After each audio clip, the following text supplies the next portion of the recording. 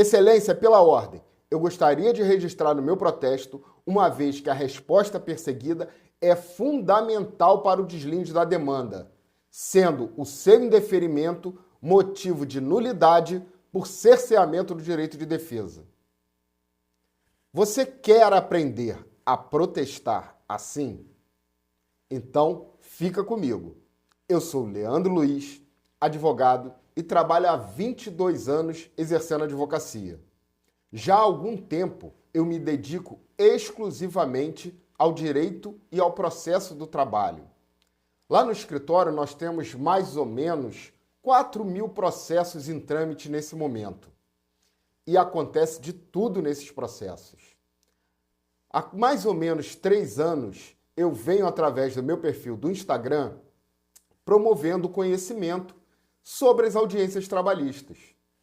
É verdade, o processo é um conjunto de atos. Se você dominar cada um desses atos, você vai ter uma melhor chance de êxito, uma maior probabilidade de ganhar o processo. Mas existe um ato que é fundamental, e é a audiência trabalhista. Pelas suas peculiaridades, pelas particularidades do processo do trabalho, o advogado trabalhista ele precisa dominar a audiência. Não adianta você escrever bem, você fazer um bom atendimento, você ter inúmeras ideias mirabolantes para ganhar o processo, se você não conseguir exercitar isso em audiência. E é aí que eu entro e é aí que eu quero te ensinar a trabalhar esse lado que você talvez ainda não domine. Bom, para você fazer uma boa audiência, algumas coisas são elementares, são fundamentais. Você precisa ter conhecimento do processo, você precisa dominar os ritos processuais, precisa dominar o ônus da prova e saber produzir provas. E é sobre isso que a gente vai falar nesse treinamento. Muito antes de você entrar numa audiência, você precisa passar por etapas. Essas etapas vão te levar a um êxito, a uma possibilidade de ganho do processo. Dentre eles, eu preciso destacar o quanto você conhece esse processo em detalhes. Ah, Leandro, eu já sei que eu preciso conhecer do processo. Não como eu vou te explicar agora. Você pode ter redigido a petição inicial e mesmo assim não conhecer o processo. Você distribuiu uma ação, 2, 3, 4, 5.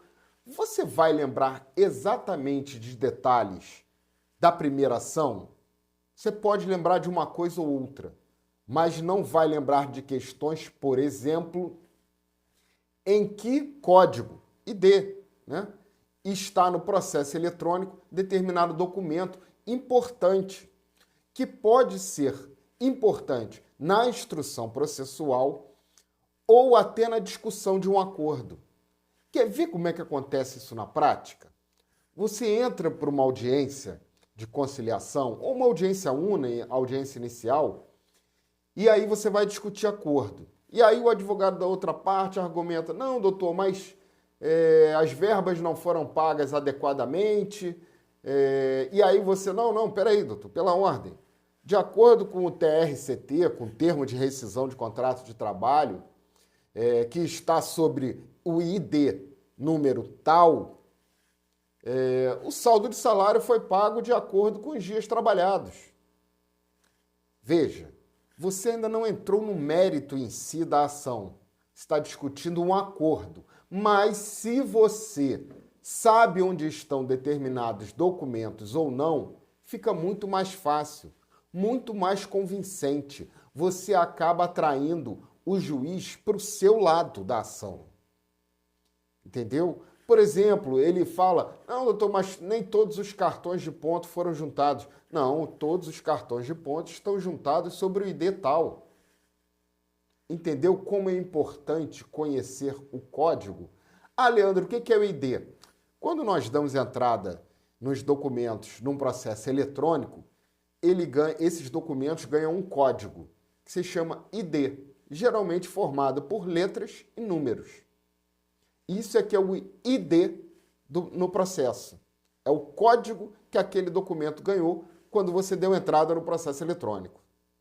Gente, informação é importante em todas as áreas da nossa vida. Ter essa informação em mãos, na ponta da língua, é muito bom na hora tanto de negociar um bom acordo e outras técnicas que eu vou ensinar também para a negociação, a gente vai ver mais para frente, mas também durante a instrução processual. Eu costumo dizer, eu costumo mostrar, eu costumo fazer o seguinte na minha audiência. Quando eu vou fazer uma pergunta, por exemplo, para uma testemunha ou até para a parte, se é uma pergunta sobre horas extras e eu estou pela empresa, eu estou pela reclamada, pelo empregador, eu costumo, antes de efetuar a pergunta, fazer o seguinte. Excelência, você pode mostrar para o reclamante o documento de ID número tal? Esse documento, por exemplo, é o cartão de ponto. Eu, então, não faço perguntas sobre o horário. Eu faço perguntas sobre o cartão de ponto. Por quê? Porque se minha defesa está falando que os cartões, que o horário dele era registrado corretamente no cartão de ponto, e ele, por exemplo, ingressou com a ação dizendo que fazia horas extras e que essas horas não eram anotadas no cartão de ponto, eu não vou perguntar sobre o horário dele. Eu vou perguntar sobre o cartão de ponto. Por quê? Porque se eu conseguir tirar dele ou da testemunha que os cartões de ponto são válidos, acabou a discussão das horas extras. E, gente, na prática, vocês não sabem o quanto isso funciona. Que quando a pessoa olha para o documento, ela tende a afirmar que ele é correto. Eu pego o cartão de ponto e faço assim. Excelência, eu gostaria de saber do reclamante se os horários lançados aí no final, o horário de saída, estão corretos. Ele já deu o depoimento dele, provavelmente, em perguntas para o juiz, falando que o horário dele era até às 20, 21 horas, mas lá no cartão está marcado 18, 18h10, 18h20. E aí eu pergunto, depois dele já ter dito isso para o juiz, eu pergunto para ele se os cartões de ponto estão com as marcações corretas do horário de saída. Ele olha aquela marcação e lembra do dia a dia. Se ele estiver mentindo, provavelmente ele vai confessar que os cartões de ponto têm o horário correto. Ele vai dizer assim, não, era marcado corretamente. Aí o juiz coloca assim na ata, que os cartões de ponto eram marcados corretamente. Acabou a discussão com as horas extras. Não interessa se ele na inicial falou que ele saía à meia-noite, se no depoimento ele falou que saía às 9 horas da noite. O que interessa foi que ele disse que os cartões de ponto eram marcados corretamente. E os cartões de ponto estão nos autos. Entendeu, gente? Existem diversas nuances que a gente tem que aprender no dia a dia, que só quem está ali na prática pode transmitir, que te fazem ganhar um processo ou não. E é isso que a gente vai ver aqui hoje. É isso que a gente vai ver com esse treinamento Mestre das Audiências, que é o treinamento de como ganhar o processo pela atuação em audiência. Lembra que eu comecei falando nesse vídeo sobre o protesto? Muita gente, quando tem uma pergunta indeferida, fala assim para o juiz, Excelência, conseguiram meu protesto, por favor? Aí o juiz vai, sim, claro.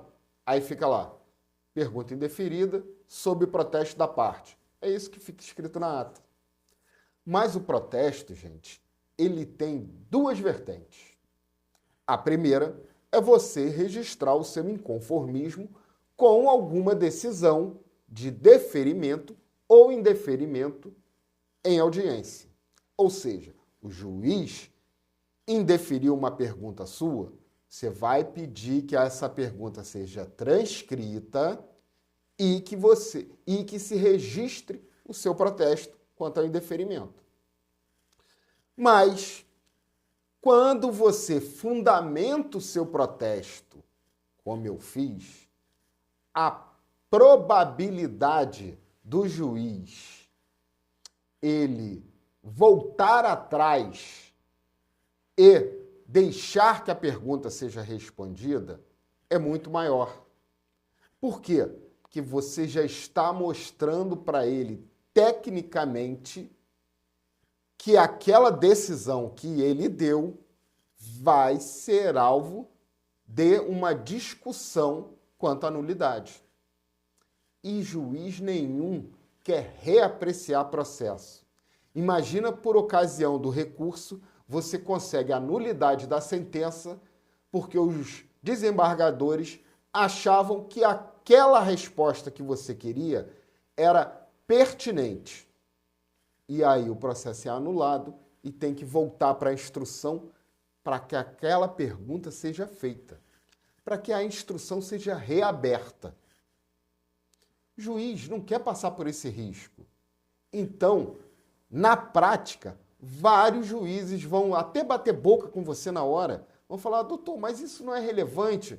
Excelência, eu entendo que sim, você já mostrou o seu fundamento do protesto, você entende que é relevante, e ele ali, para não atrasar, vai o quê? Atrasar 30 segundos? Então fala para o reclamante responder. E isso pode salvar, gente. Pode salvar um processo. Uma resposta dessa pode salvar um processo.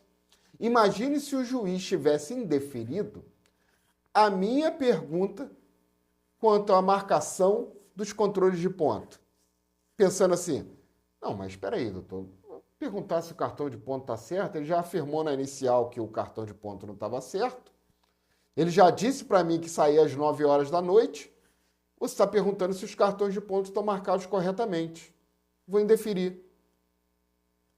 Percebeu o quanto uma pergunta, o quanto uma resposta pode modificar toda uma situação processual? Então, gente, conhecer o processo, quando eu digo conhecer o processo, e esse é o primeiro pilar que você tem que se atentar, é conhecer onde estão os documentos do processo, conhecer os detalhes do processo, porque isso faz muita diferença. Diferença na hora da instrução e diferença na hora da negociação de um acordo. Tá bom? Outra coisa que você precisa saber muito é... Desculpa, gente. Outra coisa que você precisa saber muito é sobre rito processual. Vamos lá. Na Justiça do Trabalho nós temos três ritos. O rito sumaríssimo, o rito sumário e o rito ordinário. Muita gente diz que o rito sumário ele já está revogado, mas eu não vou entrar nessa discussão, porque na prática, se você quiser distribuir uma ação pelo rito sumário, que são aquelas causas até 2 salários mínimos, vai ter essa possibilidade lá no sistema do PJE, que é o sistema utilizado na Justiça do Trabalho. Então, assim, não vou entrar nessa discussão doutrinária. Na prática, ele existe. Então, nós temos o rito sumário, sumaríssimo, que são as causas até 40 salários mínimos, e o rito ordinário, que é o rito comum da Justiça do Trabalho. Em todos esses ritos, você precisa estimar valores para cada pedido. Pedido individualmente. Não adianta só falar, no geral os pedidos dão tanto. Não. Para cada pedido você tem que estimar um valor. Beleza? Isso é fundamental. Se isso não for feito, sua inicial pode ser considerada inepta. e você não vai poder consertar, porque provavelmente isso só vai acontecer após a contestação, que geralmente é quando o juiz toma ciência do processo. Na prática, você vai ver que o juiz ele não analisa questões de saneamento do processo antes da audiência. Geralmente é na audiência que isso acontece.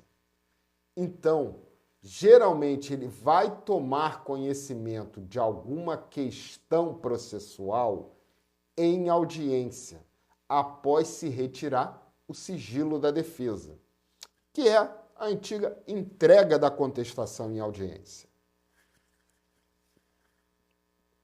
Então, você não vai poder consertar isso. Então, se atente para, quando efetuar os pedidos da sua petição inicial, estimar valores para cada pedido. Beleza? Isso é muito importante. Outra coisa, cada rito tem suas particularidades. Por exemplo, no rito sumaríssimo, nós só podemos levar 2 testemunhas, enquanto no rito ordinário nós podemos levar 3 testemunhas. Ah, Leandro, são 3 testemunhas para provar cada fato? Eu posso levar 3 testemunhas para falar sobre horas extras, mais 3 testemunhas para falar sobre adicional de insalubridade, sobre condições de trabalho, sobre assédio moral, sobre outras questões? Não. Você tem 3 testemunhas para tudo. No rito sumaríssimo, 2 testemunhas. E no rito ordinário, 3 testemunhas. A exceção, é lógico, é de um procedimento chamado inquérito para apuração de falta grave. Leandro, o que é isso? Inquérito para apuração de falta grave, gente, é o seguinte. Quando você tem, por exemplo, como empregado um dirigente sindical, ele tem uma instabilidade no emprego que só pode ser rompida através de um inquérito judicial. Então, você tem que ingressar com uma ação para poder demitir aquele funcionário estável. Nesse procedimento, você pode levar até 6 testemunhas, tá bom? Só nesse procedimento. No rito ordinário, então, são 3 testemunhas. No sumaríssimo, 2 testemunhas, tá bom? Por analogia, embora não tenha a previsão, se diz que no rito sumaríssimo, sumário, que são aquelas causas até 2 salários mínimos, você pode levar 3 testemunhas por ausência de previsão legal. Tudo bem? Essas são algumas nuances em relação ao rito. Tem outras diferenças em relação ao rito e uma delas faz diferença no seu processo e pode se revelar em audiência. No rito sumaríssimo, gente, não é possível emenda à petição inicial. Enquanto no rito ordinário, você pode emendar a petição inicial até que a outra parte seja citada. Mas aquele detalhe prático que você só aprende no dia a dia. Você entrou com uma ação, no dia, aí na data da audiência, você antes de entrar na sala descobre que você fez alguma coisa, deixou de efetuar um pedido. A empresa contestou aquela ação, isso no rito ordinário, tá, gente? A empresa contestou a ação que está sob sigilo. O juiz, depois da tentativa de conciliação, vai retirar o sigilo dessa defesa para você, advogado do reclamante, se manifestar. Antes de iniciar, aliás, depois da discussão do acordo, você vira para o magistrado e fala assim: Excelência, pela ordem, eu gostaria de aditar a inicial. É que deixou de constar um pedido aqui e eu gostaria de prazo para fazer um aditamento. Veja, a ação já foi contestada. Você poderia aditar? Não. Na prática, é muito comum o juiz acatar esse pedido. Por quê? Porque não foi retirado o sigilo da defesa. Então, não houve prejuízo ao réu, porque o autor não teve conhecimento da tese de defesa. Então, é possível, sim, que o juiz... Estou falando de prática, gente.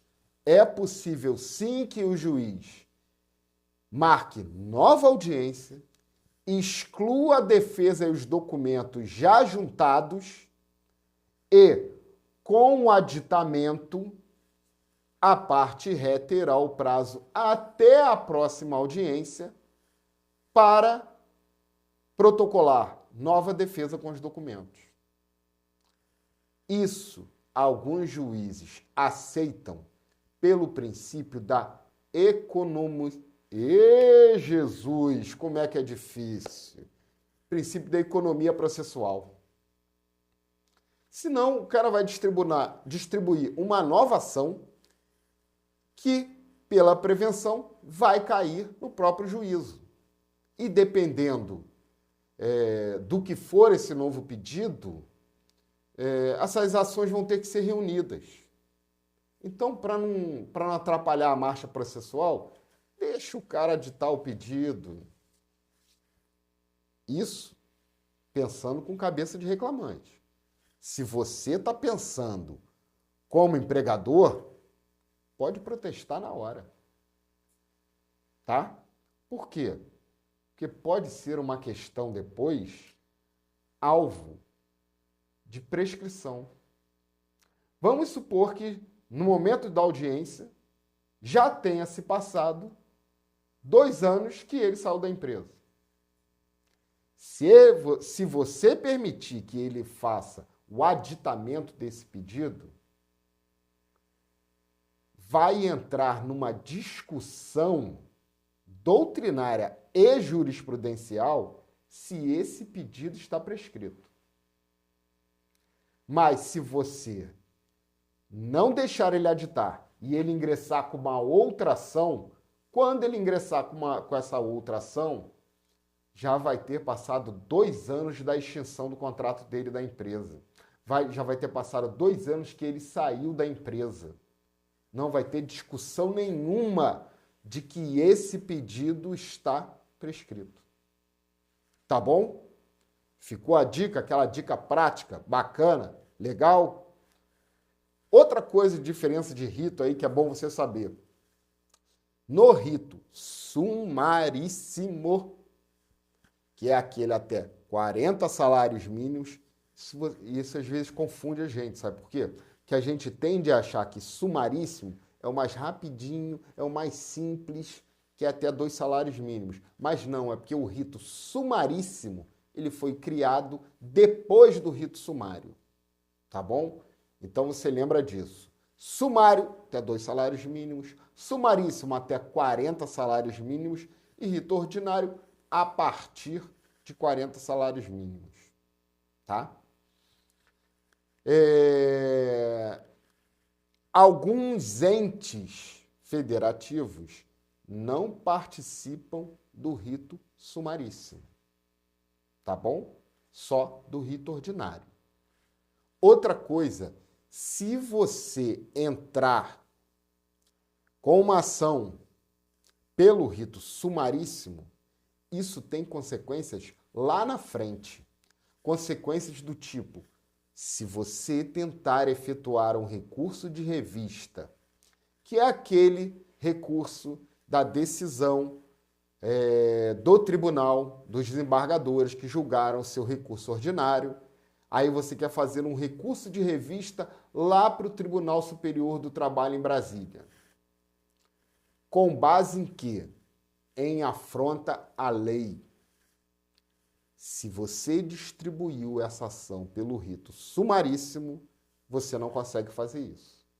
Só se essa ação foi distribuída pelo rito ordinário. Isso é mais um detalhezinho em relação a rito. Mas, Leandro, vamos lá no comecinho.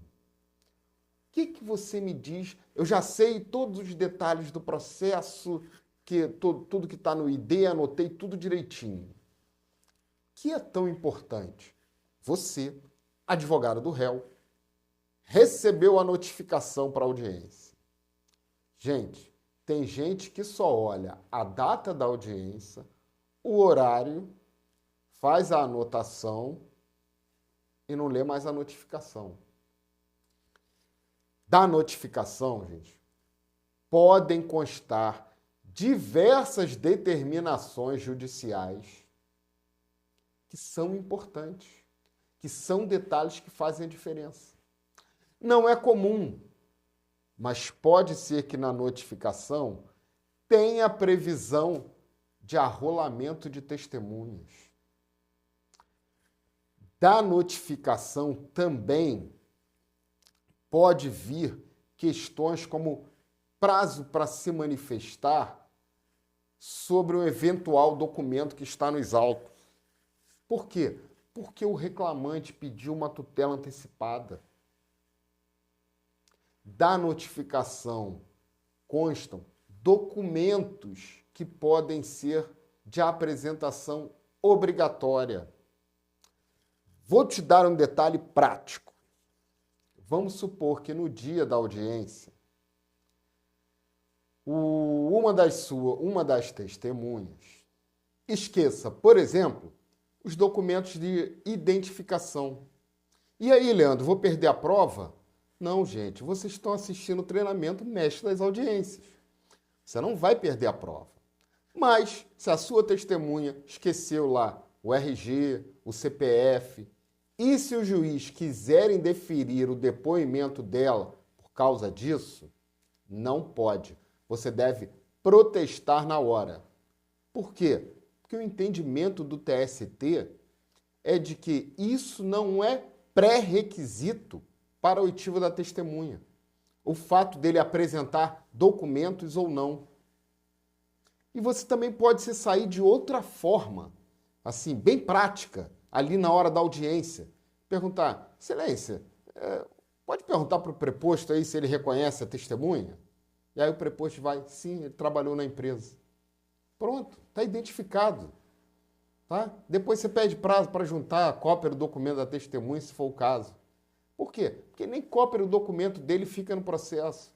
Ele só precisa ser identificado e qualificado. Tá bom? Pode acontecer, por exemplo, com o reclamante, com a empresa. Algo parecido. De que forma? Bom, na audiência, o empregador geralmente é representado por um preposto. O que é isso, Leandro? Antes da reforma trabalhista, o preposto precisava ser alguém designado pela empresa para representá-la em juízo que fosse funcionário. Após a reforma trabalhista, que aconteceu lá em 2017, lá em novembro de 2017, esse preposto não precisa mais ser empregado da empresa. Ele precisa ter conhecimento dos fatos. Por quê? Daqui a pouco eu explico. Mas é comum que você apresente esse preposto no processo através de um documento que é tipo uma procuração, tá? Instrumento particular que você faz no escritório, ou uma declaração dizendo, assinado pelo representante legal da empresa, dizendo que aquele funcionário vai representar a empresa naquele processo. E se você não juntar isso, Leandro? O juiz pode, por exemplo, declarar a pena de confesso, dizendo que não tem ninguém ali representando a empresa? Uma pequena parte dos juízes entende assim: a maioria dos juízes vai ouvir normalmente o preposto ou vai deixar que ele participe normalmente da audiência e vai te conceder um prazo para a juntada dessa carta de preposto. Você mesmo pode requerer na abertura da audiência, falar: excelência, pela ordem, 5 dias de prazo para a juntada da carta de preposto, tá? Por quê? Porque é teoricamente, um vício sanável. Mas, segundo o TST, isso também não é sequer vício. Porque não existe na lei, em qualquer lugar, a previsão da carta de preposto. Então, se não há essa previsão, o juiz não poderia criar essa obrigação para a empresa. Bastava que a pessoa comparecesse dizendo-se representante da empresa naquele processo, preposto da empresa naquele processo. Mas é claro que você não vai passar e nem quer passar por um dissabor desse. Então, vai juntar a carta de preposto. Mas já sabe que se isso acontecer eventualmente com você, você pode protestar, deve protestar, registrando ali seu inconformismo com isso, pedindo que se consigne o nome da pessoa e o documento dela, tá bom? Para quê? Para que eventualmente você possa recorrer dessa decisão, tá? Por que a gente protesta? Gente, já falei isso. A gente protesta para impedir que aquela decisão tomada seja irrecorrível. Na medida em que você registra o seu protesto, o protesto tem a característica de ser antipreclusivo. Ou seja, se você não registrar o seu inconformismo com uma decisão, você posteriormente não vai poder recorrer dessa decisão. Então, o protesto é como se você dissesse assim: ó, coloca aí que eu não gostei disso aí, para o tribunal depois apreciar lá quando eu fizer o meu recurso. Porque se você não falar isso, você não fizer isso, depois o tribunal não vai conhecer essa matéria se você colocar no recurso. Tá bom?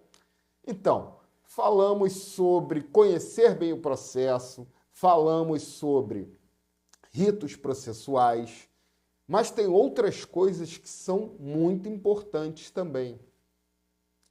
Dentre elas, nós temos ônus da prova e meios de prova. Nós vamos ver aqui, quando vocês fizeram a inscrição nesse treinamento, vocês ganharam um e-bookzinho sobre ônus da prova, que eu fiz, o material. Nós vamos falar sobre essas questões de ônus da prova e vamos falar também sobre meios de prova. Mas nós estamos ainda aqui, ó, no início da audiência. Mas vou fazer um parêntese para te dizer a importância do ônus da prova e dos meios de prova. O ônus da prova, gente, não é uma obrigação, ele é um encargo. Eu posso fazer um paralelo aqui com a Copa do Mundo? O ônus da prova é regra de desempate. O processo ele não pode terminar empatado. Ele precisa ter um vencedor e um ganhador.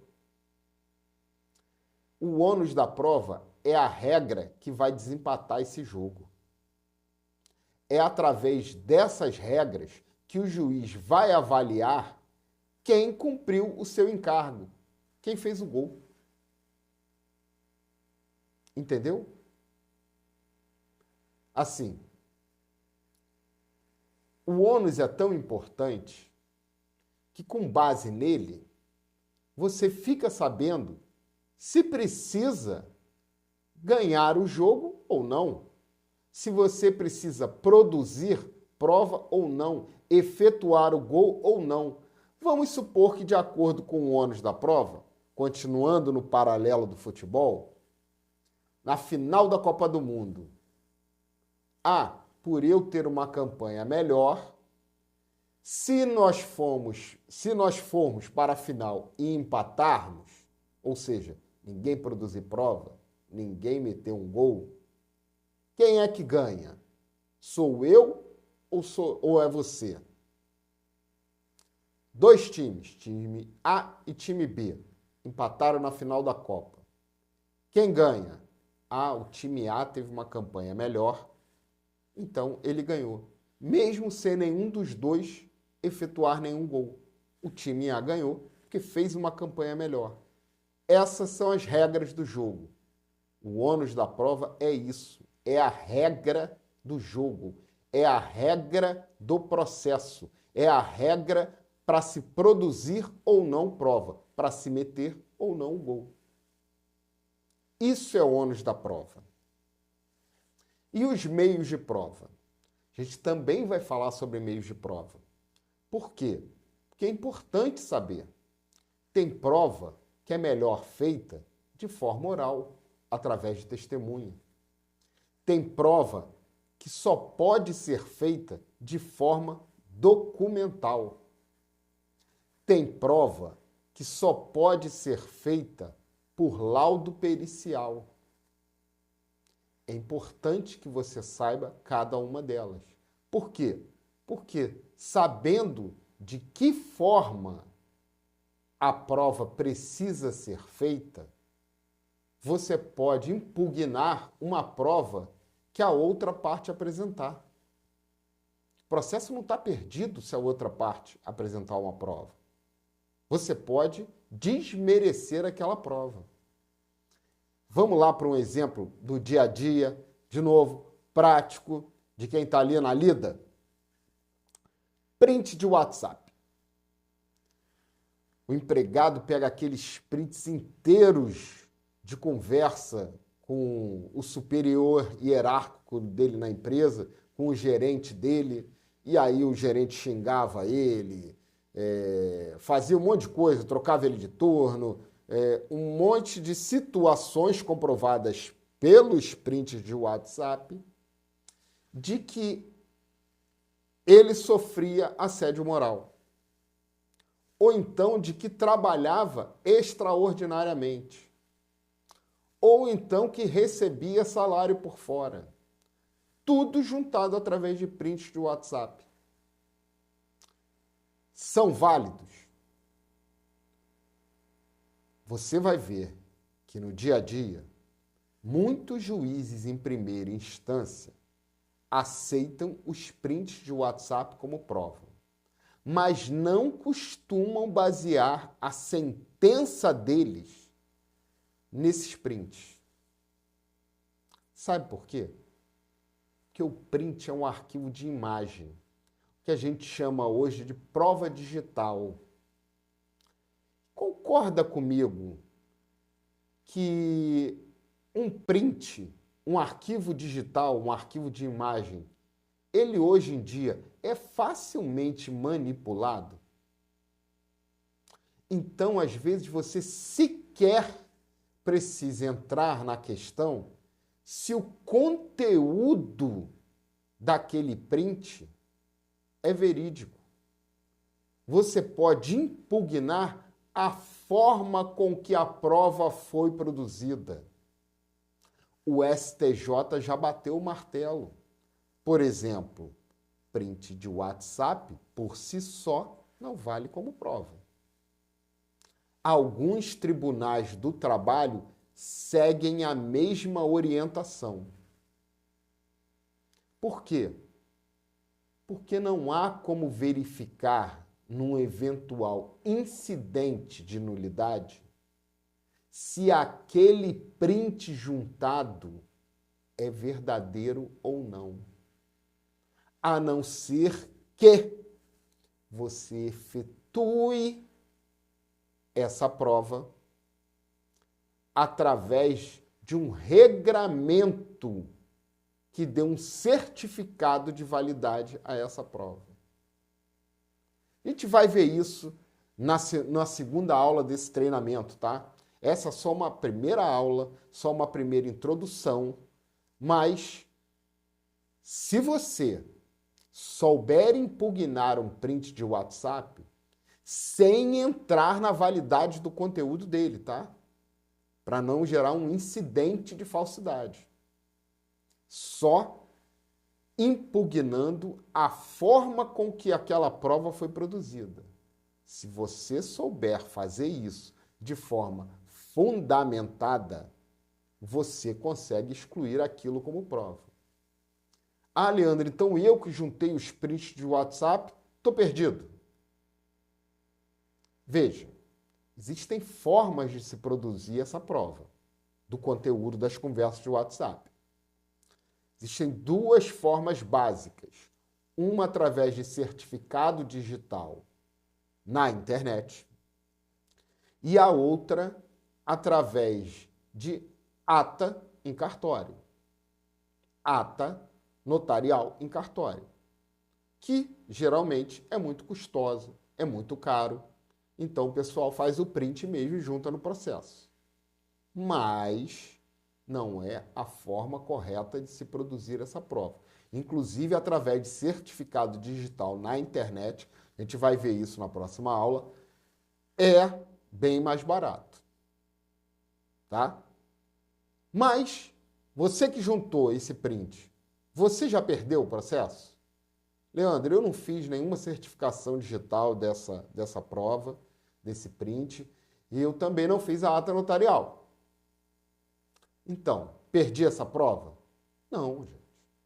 Eu até já fiz um post no Instagram sobre isso, de como emprestar verossimilhança aos prints de WhatsApp. A gente vai ver isso na produção de provas. Mas é preciso saber que existem 4 pilares para se fazer uma boa audiência. Uma audiência com excelência. E é isso que eu quero que vocês saiam sabendo nesse treinamento. Vocês não vão aprender tudo que precisa aprender aqui. Mas se vocês souberem o que correr atrás, o que estudar, vocês vão melhorar muito a atuação de vocês em audiência. Mas muito, muito, muito. E os pilares são conhecer bem o processo, conhecer os ritos processuais, conhecer o ônus da prova e os meios de prova. Isso é básico para qualquer advogado trabalhista que quer ganhar processo. Mas vamos entrar aqui numa linha temporal sobre a audiência, sobre o processo, para a gente chegar na audiência e vocês entenderem como se sair bem nela. Vamos lá. Para o advogado do reclamante, o processo começa com o cliente indo no seu escritório, contando o problema para você, apresentando os documentos, você ingressando com a petição inicial. Ingressou com a petição inicial, o juiz vai pegar aquela petição. Mentira que o juiz não entra em contato com o processo agora, tá? É tudo automático.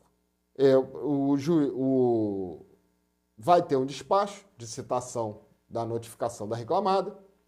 A reclamada vai ser notificada, geralmente notificada da data da audiência, e na notificação vem que ela pode apresentar, que recomenda-se que ela apresente a contestação até 48 horas antes da audiência pelo sistema do PJE. Ah, Leandro, não juntei, perdi? Não, gente. Você pode fazer a contestação até em audiência, de forma oral, por 20 minutos. Está na lei.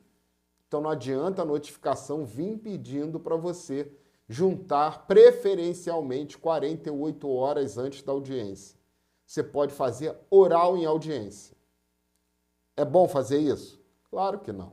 É melhor que você faça escrito com calma e junte os documentos junto. Até porque, se você não efetuar a defesa antes, for fazer de forma oral, você não vai ter como juntar os documentos. Tá bom? Mas marcou-se a audiência, a outra parte foi citada, recebeu, Vai começar a audiência. Como é que começa a audiência? A audiência começa com pregão.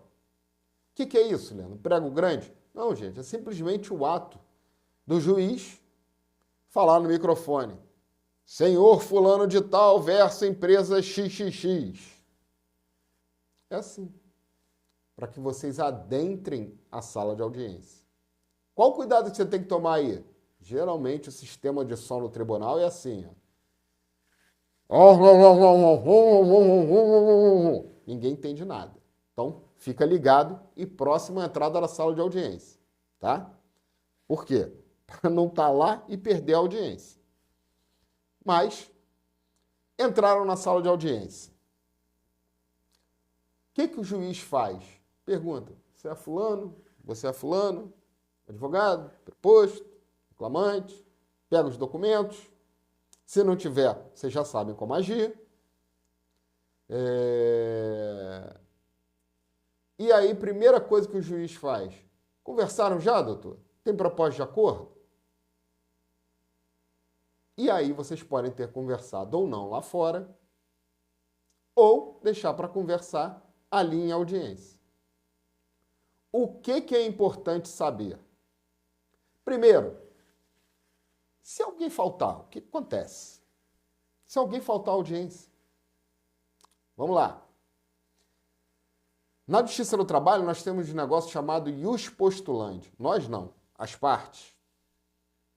Então, se os advogados faltarem, qualquer um dos dois, a audiência pode prosseguir sem eles. O advogado não é indispensável, tá bom? Então, assim, meu advogado teve um problema de saúde e não pôde vir. Geralmente, o juiz adia a audiência se for por um motivo de saúde comprovado. Principalmente se só tiver um advogado na procuração. Agora, tem 15 advogados na procuração e você juntou e você chega lá alegando que seu advogado foi internado há 2 dias atrás. É bem provável que o juiz faça a audiência, tá? Então, assim, se o advogado não comparecer, o juiz pode fazer a audiência. Se o reclamante não comparecer à audiência inicial, o empregado, o processo vai ser arquivado, extinto sem apreciação do mérito. Se o réu não comparecer, depende do tipo de audiência e também de como ele foi notificado, de como ele recebeu a notificação. Mas, geralmente, no caso do advogado dele comparecer, oferecer defesa e ele não comparecer, ele vai sofrer a pena de confesso.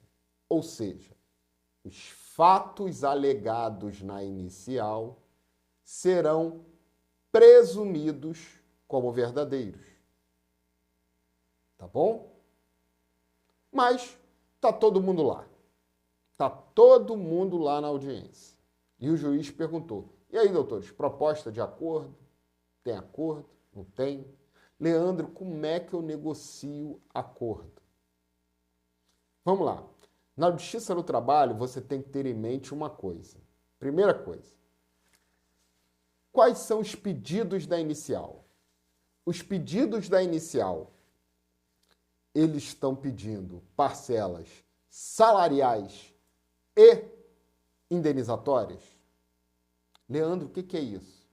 Então, gente, na Justiça do Trabalho, no direito do trabalho, nós temos 2 tipos de parcelas. As parcelas remuneratórias e as parcelas indenizatórias. Por que é importante você saber isso? Porque vamos supor que você fez um acordo e todo o dinheiro do mundo que seu cliente tem para pagar esse acordo é o valor de R$5.000. Se você discriminar essas verbas, porque todo acordo trabalhista precisa ter verbas discriminadas, você não pode dar só o valor, Você precisa discriminar as verbas, porque está na lei, isso está na CLT. Se você não discrimina ou coloca todas essas verbas como salariais, seu acordo pode ficar até 34% mais caro. Que isso, Leandro?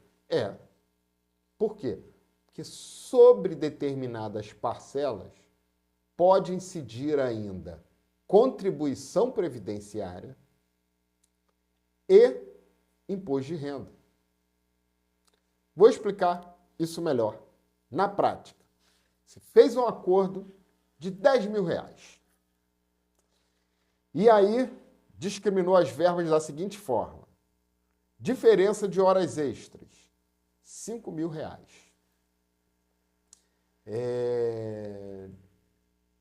Saldo de salário, R$5.000. Discriminou as verbas do acordo. No acordo ficará assim: a reclamada pagará ao reclamante a quantia líquida de R$10.000. As partes declaram que dos R$10.000, R$5.000 são de diferença de horas extras e R$5.000 é de saldo de salário.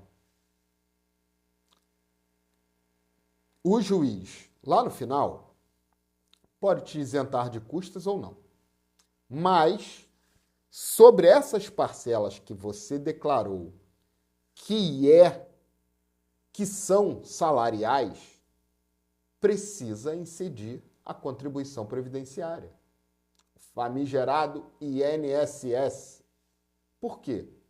Porque se você pagasse essas verbas que está pagando agora durante o contrato de trabalho, teria incidido contribuição previdenciária. Teria incidido imposto de renda. Então, agora que você fez o acordo, se você está pagando essas verbas que são salariais, também vai incidir o imposto de renda e a contribuição previdenciária. Agora, mesmo que na inicial esteja pedindo horas extras, saldo de salário, 13º e outras coisas, vamos lá, e outras coisas, se você discrimina essas verbas como indenizatórias, sobre elas não vai incidir nem INSS, nem imposto de renda. Então, vamos supor que tem 15 pedidos de natureza salarial na petição inicial e um pedido só de natureza indenizatória. Por exemplo, dano moral. Dano moral tem natureza indenizatória. Diferenças de FGTS tem natureza indenizatória. Se você discrimina isso, você tem 20 pedidos na sua inicial de natureza salarial e um pedido de natureza indenizatória, você pode colocar o valor todo do acordo ali. R$10.000 de diferença de FGTS. R$10.000 de danos morais. Tá? Porque aí não vai incidir nem contribuição e nem imposto de renda. Tem juízes que não gostam muito disso, não. Então, quer uma dica, beleza, prática, na boa, para fechar um acordo? Fiz isso essa semana, gente. Num acordo de R$5.000 em 4 parcelas de 1.250. Foi assim. O pedido da petição inicial era de quase 30 mil, o valor da causa de 30 mil. Eu sabia que existiam parcelas ali que não tinham nem cabimento, mas alguma coisa o reclamante tinha direito sim. E aí eu cheguei com um valor de acordo de R$3.500. Em contrapartida, o advogado do reclamante disse que no mínimo aceitava 8. E aí vocês vão ver que na prática o juiz dá uma olhada na inicial e vai sempre no meio termo. Um quer 8, outro quer 13.500. Vamos chegar no meio termo aí? É proposta do juízo. E aí, antes de chegar, eu já tinha conversado antes com a preposta, que era a representante da empresa, que é a sócia da empresa. Eu já tinha conversado com ela, eu já tinha conversado com os outros sócios, e nós chegaríamos àquele valor. Eu sabia, mas eu não falei isso na sala de audiência. Eu falei assim, excelência, será que eu posso ir do lado de fora, conversar com o meu preposto e a gente dar uma ligadinha para a empresa para ver se eu chego nesse valor? Mas, excelência, se eu chegar nesse valor, Vossa Excelência deixa eu discriminar as verbas como indenizatórias e me isenta de custos? Por que eu fiz isso? Eu precisava sair da sala para aceitar o acordo? Não, eu já tinha aquele valor. Mas por que eu fiz essa encenação, esse teatro? Para colocar como responsabilidade do juiz que nós chegássemos num acordo. Ou seja, excelência, só vou fechar esse acordo se você deixar que eu discrimine as verbas como indenizatórias. Para quê? Para que eu não tenha que pagar depois contribuição previdenciária sobre o acordo realizado. Entendeu, gente? Eu joguei para o juiz a responsabilidade desse acordo. Isso, gente, é questão do dia a dia, questão prática.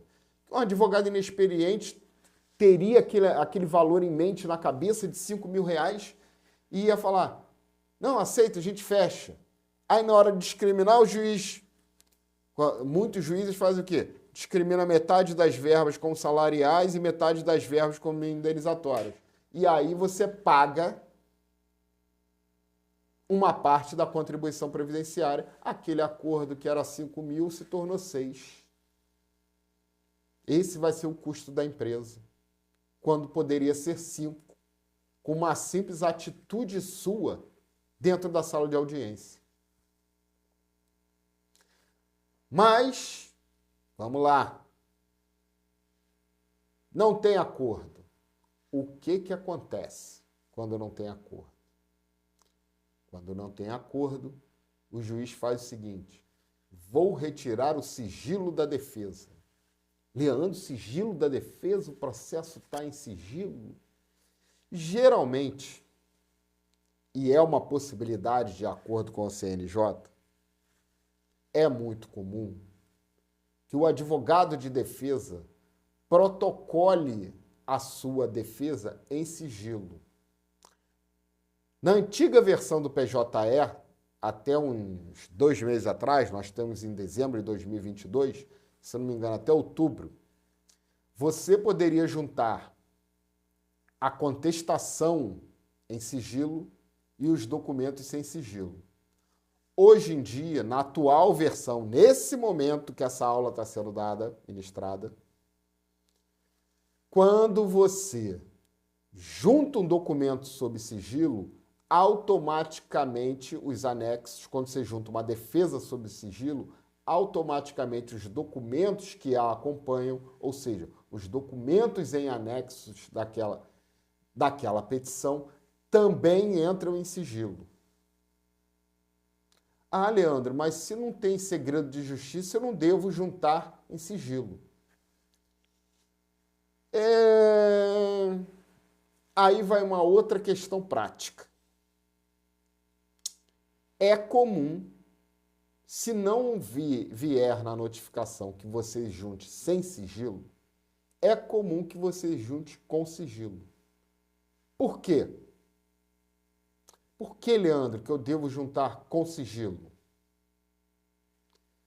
Gente, isso aí, assim como muita coisa sobre ônus da prova e muita coisa sobre meios de prova, eu vou continuar contando na próxima aula. Então, assim, está assistindo isso agora? Está aqui no YouTube, no meu canal. Não se esqueça de se inscrever no canal.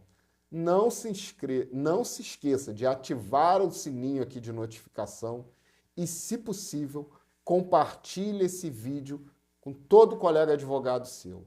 Se você gostou, ainda dá aquele like legal no vídeo, tá bom? A gente se vê na próxima aula. Vai ter muita coisa boa por aí. Obrigado, gente!